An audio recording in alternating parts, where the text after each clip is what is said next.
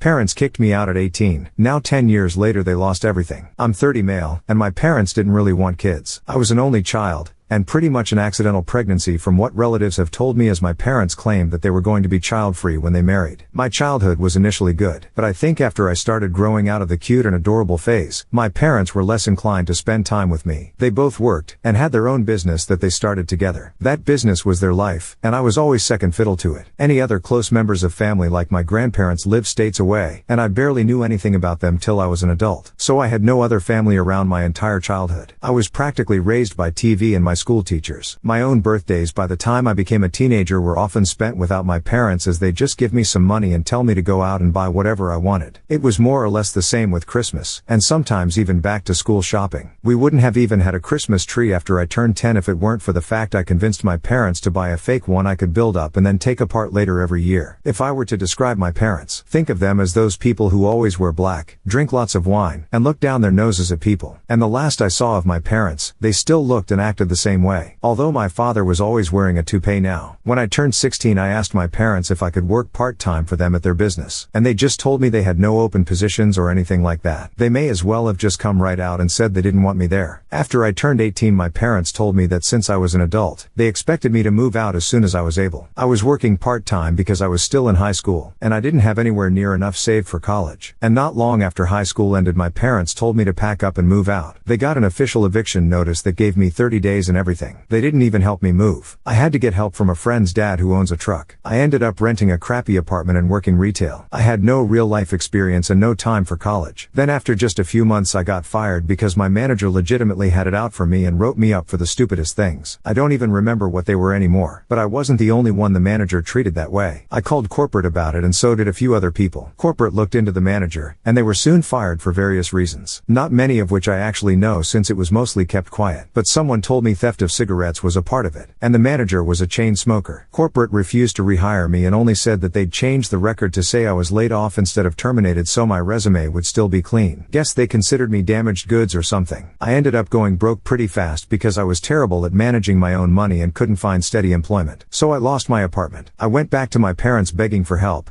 but they refused to take me in, not even for a little while to get back on my feet. I ended up homeless and living out of a tent in someone's backyard. In winter, my friends had all moved on to college, some in other states, and I was a broke kid taking whatever work I could to stay alive. My salvation came when one of the neighbors of my parents found out I was living out of a tent and offered to take me in for a little while so I wouldn't freeze. She helped me badger my parents into telling me how to get in touch with the other members of my estranged family. My parents did not want to say. My guess is out of fear of being judged for throwing their son out the way they did. But they coughed up the info and gave me a list of contact details, and then told me not to bother them ever again. I called my grandparents from my father's side of the family, and they were very surprised and happy to hear from me because they hadn't seen me since I was an infant, and I'm their only grandchild. My grandparents, after finding out my situation, flew me over to live with them as soon as they could. They basically adopted me. My parents didn't even see me off at the airport despite being invited to. I had zero contact with them for pretty much a decade. My grandparents said they despised my parents for treating me so poorly, and legally disowned them by striking them from their wills. My parents, I'm told, were not happy to hear that, but also said it didn't really matter because they were plenty well off and didn't need anything from my grandparents. How wrong that statement turned out to be. After about a year of living with my grandparents I was able to afford to start going to community college. I got an associate's degree, got a decent job thanks to a recommendation from my grandpa, and eventually my grandparents offered to sell me their house so they could retire to Arizona. My grandma wanted to live in a warmer climate as the cold winter was getting harder and harder on her health every year. I was sad to see them go, but I happily bought the house. They sold it to me for 1/3 its value, and I'll have it paid off in a few more years. My job has me going away on the road periodically, so I can end up away from home for weeks at a time. Not that I mind the travel. I have no pets or a girlfriend, or anything like that. I wouldn't have time for them right now, but in a few years when I have some things in order I'll make time. I don't want to stay a lonely bachelor forever. Then one day in late 2020 I came home after being away for over 2 weeks, only to find a large white van I did not recognize in my driveway. I was getting ready to call police when I noticed the van had the logo from my parents' business on the side of it, and I felt dread. Yes, my parents were there. They'd broken in somehow and were living out of my home, and they had the nerve to greet me like we were buddy/buddy the moment I walked in. I told them to get the hell out, and they refused because it was Grandma and Grandpa's house. I said it wasn't their house anymore. They'd sold it to me when they retired. They'd have known that if they were in any way involved with my life. But they threw me to the wolves 10 years prior with no life experience. We argued and they refused to leave. My father told me it was his parents' house first, and that meant he and my mother had the right to live there if they wanted. I walked right into my bedroom, locked the door and called the police. When the cops showed up they were of no help. My parents claimed to them that they had already been there long enough to have residency, which was a complete lie, but I had no cameras to prove they weren't there a month. My neighbors had no cameras either. So it was my word against my parents over how long they'd really been there, and they were claiming squatters' rights. They told police they had a verbal rental agreement with me, and that I was trying to illegally evict them for no reason. My mother even put on the waterworks when saying that. The police told me it was a family dispute, and to file eviction with the courts to get them out. And this was in 2020. Getting to court for anything took longer because of the pandemic. Meanwhile my parents are squatting in my house rent-free and rubbing it in my face. From the information I got out of them, their business went bankrupt and they sold off almost everything they had to pay their debts. All they had left was the van and a few personal belongings. So they expected to live in my house rent-free for the foreseeable future. They were working too. Both of them soon got new jobs. My father as a delivery driver, my mother as a sales associate. They were making money, and the only things they contributed to was electricity and water utilities, which was basically just handing me a $100 bill every month and saying I should be grateful they were paying me anything. Anytime I tried to discuss proper rent with them, they just said I owed it to them to live rent-free because I took 18 years of their lives. And it's not like they were demanding the money back for that time. Then threatened to stop helping with the utilities altogether. I was so at my wit's end that I ended up calling my grandparents to explain the situation to them. They were very unhappy, and spoke with my parents. But my parents still said they had the right to stay in my home, and refused to budge. My grandpa told me he was sorry it had come to this, and that if they hadn't sold me the house, my parents wouldn't have invaded. I told him not to worry. I'd already filed for a legal eviction, and would get it soon enough. And my parents already knew that they were on borrowed time. I made sure to say that in earshot of my parents too. They responded with the silent treatment. My father was away most of the time driving a delivery vehicle 6 days a week, which was a job really not to his liking. And my mother basically tried to take over my house in her spare time. She demanded I let her rearrange my living room, and even tried to force me to give her and my father the master bedroom, because they were my parents, and they deserved better, as she put it. I vetoed both of those things and said they don't deserve better, and to stop trying to act like I owe them anything. I didn't ask to be born, and it's a normal obligation for parents to raise their own children. And all they were doing was trying to assert dominance to try and keep me from kicking them out. Finally, after 4 months and now into early 2021, I managed to take my parents to court over their squatting. We only needed to go to court because they fought the eviction and tried to gaslight me into rescinding it. They tried to use the fact it was formerly my grandparents' house, and the fact that they were giving me $100 a month as some sort of leverage of residency. But there was no real rental agreement, and they were smart enough not to try and forge one, as that would have been fraud. So the judge ordered that they needed to be out in a maximum of 30 days because they have zero claim on my house. After court they confronted me and said they were disappointed in me for kicking out my own flesh and blood. I couldn't help but laugh and called them hypocrites because that's exactly what they did to me without a care in the world for my well-being. They had no love for me, so I have no love for them. I owed them nothing. They just tried to act like everything that was mine is theirs. But they had no right to call themselves my parents because they've never really acted like it. I called them a pair of snobby lying narcissists to their faces, and told them to get their affairs in order, because they already know I won't hesitate to call police if they don't leave my house when the 30 days are over. My father looked enraged, but my mother stopped him from saying or doing anything by grabbing his shoulder and shaking her head. He sneered at me and walked away. They left, but not without a lot of tension. That final month was spent with them either guilting me to try and make me change my mind, or completely ignoring me. I put up a calendar in the living room and checked off each day before they had to leave with a red marker, and the exact day they were to be out was marked with a big red circle. I still remember that final day was March 2nd. My parents waited until the exact day they had to leave my home for good before they finally left, even when all their stuff was out of the house and they were sleeping on the floor in the guest room for a few days. Since they were so convinced they could make me let them stay, they didn't bother to try and look for an apartment until after the court eviction went through, and my mother spent weeks scrambling to find an apartment. They had to get a tiny and crappy studio apartment in the next city over because it was the only thing they could find on such short notice. A lot like what I had to do when I was 18. Quite ironic. I drove my mother over to see it once, and the apartment was terrible. The walls were baby barf green, the carpet looked like it was 20 years old, the only window just had a view of a brick wall outside, there was no dishwasher, the stove was the smallest one I'd ever seen, and the toilet looked like it really needed to be replaced. The walls also did little to stop noise from neighbors. There was already 2 people loudly fighting in the adjacent apartment while we were there. My mother went out of her way to try and give me sad looks while dropping hints that I should be feeling guilty that I was reducing them to live in such a place, but I just acted acted oblivious to it all until she finally stopped. They signed the lease right away and moved what little stuff they had into the apartment over the weekend. They also ended up demanding the queen-size bed, dresser and flat-screen TV from my guest room. I told them to just take the damn things because I no longer wanted them in the house after they spent 5 months sleeping in that room. They looked at me like I was treating them as though they were diseased and demanded nothing more. The moment they had to leave for good, I started changing the locks on all exterior doors. All their stuff was at the apartment, and they'd spent their last night in my guest room. They watched me start ripping the old lock off the front door as they were getting into the van. They said nothing, I said nothing, but they just sat and watched me for a while until I had the new doorknob on. Then they finally left. I breathed a massive sigh of relief the second that van went down the road. I figured karma had finally come for them, and they could live under a rock for all I cared. But nope, my grandparents heard from them recently. They'd called them to brag that had a new business similar to their old one in the same state as I'm living in now. And they are basically on track to be right back to where they used to be in life prior to the pandemic, which was making good money and looking down on others. I've already Googled their new business, and it seems like it's doing well. They have many positive reviews and everything. I'm pretty friggin' resentful, truth be told. They put me through being homeless, squatted for next to free at my house for months, then went right back to being the snobby wine drinking business people they used to be. If karma is real, it's taking too damn long. Edit. I would like to thank everyone for all the constructive advice. And many of the points that are being made on selling the house I'm realizing have merit. I've asked my grandparents if it'd be a good idea if I moved closer to them. They told me that if I want to sell the house, then to go right ahead. My parents will have no clue where I am if I move away, so I'm heavily considering it now. I'm gonna see if the company I work for can transfer me down south.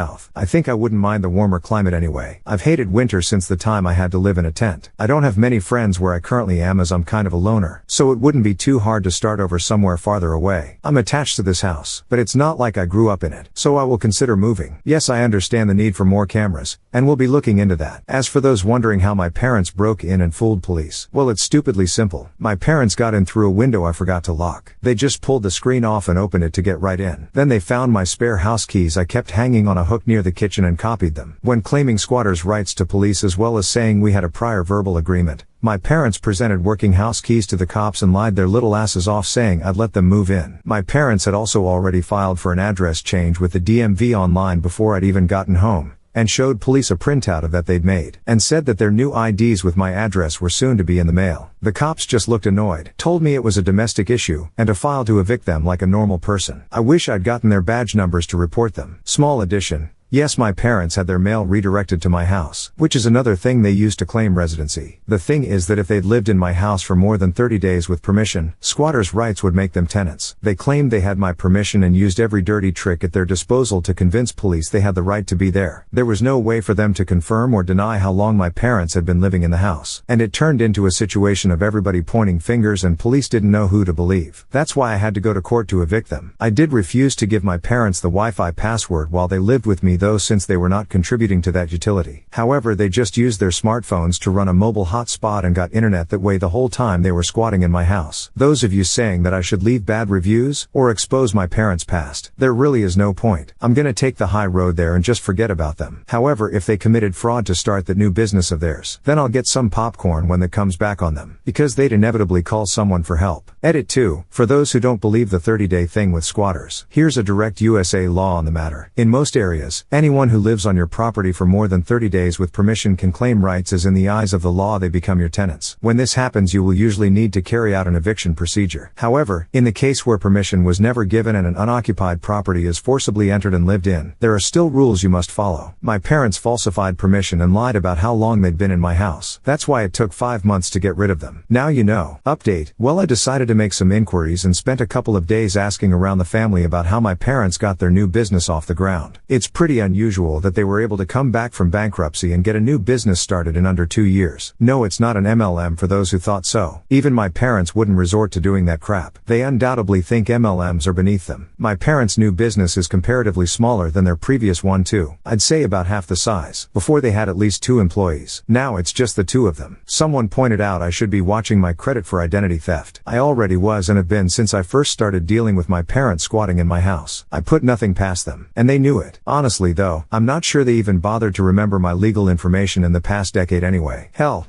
I'm not sure they bothered to even remember how to spell my first name, but I did lock down my credit, and there has been no unusual activity on it at all. So my parents didn't try to steal their company funds from me at least. My paternal grandparents, or my good grandparents one would say, are the ones who actually give a damn about me. And they have no idea where my parents got their money to open up shop again. My parents have called them numerous times since they disinherited my father, and they have been refusing to take their calls since they called to brag about their new success a while ago. It's clear my parents had no help from my father's side of the family. So then what about my mother's? Well, I still had that old list of contacts my parents gave me filed away, and on that list was the landline number for my maternal grandmother. I did try calling my maternal grandmother back when I was homeless. She did not give a damn. I've never met them in person, but my maternal grandparents are a lot like my parents. Guess my father truly found his soulmate with my mother. As a previous commenter pointed out, they were made for each other. I managed to get in touch with my maternal grandmother once again, and not only was she long divorced from her husband, my maternal grandfather is no longer alive. That was news to me, but he passed away 7 months ago, and he left my mother a sizable inheritance. So yeah, that's where they got the money to open up shop again. My maternal grandmother sounded so proud of them too. She had little interest in speaking of much else, and it's likely why my parents called my grandparents to brag about how they are so successful again. They wanted to rub salt in the wound since my good grandparents cut them off. I really don't care though, and neither do my good grandparents. Everyone on my paternal side of the family all say my parents can go kick rocks. They want nothing to do with them. I'm not the only one my parents have jaded. My mother's side of the family are full of divorcees and drunken loners who all hate each other and just pretend to act civil. My father's side are what I'd call just very normal and nice people. My father though burned bridges time and time again. When I was born my grandparents wanted to be in my life, but for some reason my parents kept me from them. Why they did this I'm not entirely sure, but I think it's because they didn't want to be judged on their own parenting. I'd have been happier if they'd sent me to boarding school, or to live with my grandparents, but I guess narcissists aren't truly happy if they don't have someone else to put down. I can only imagine the stuff they said about me behind my back my entire life. Either way it seems my parents did nothing illegal to open up a new business. Nothing that can be reported to something like the IRS anyway. No law against using funds from inheritance as seed money to self-employment. My mother, like me, was an only child, so she got everything when her father died, including his house and land. That's where my parents are living now. I've seen a photo my maternal grandmother sent me. Not the nicest house, but not bad. Comparable to my own I'd say, but it means my parents have a place to live scot-free now, and likely won't need to bother me again. I want to sell my house and move, but it turns out the company that I'm in the employ of has no branch in Arizona. So it's either I quit and look for new employment in Arizona after selling my house, or I just stay where I am and hope my parents leave me alone. I'm looking into job searching, because I really don't want my parents to ever find me again. I won't move if it's not feasible, but I'd prefer to be able to. It'd be moot to bother getting more cameras for the house if I want to sell it ASAP. But if I end up stuck here because of not being able to find another job in Arizona in the coming months, then I might as well get cameras installed inside and out. I've gotten a lot of good advice on the kinds of cameras to get, and where to put them. I kind of doubt the same situation will ever repeat, but I just don't want my parents to ever try to seek me out again for any reason. If they need help when they're old, I'm not gonna care. They'll get what they gave, nothing. They're dead to me for the rest of my life. And the rest of my father's side of the family say the same. If I ever become a parent or step-parent, I'll make damn sure I never become like my parents. No child deserves that.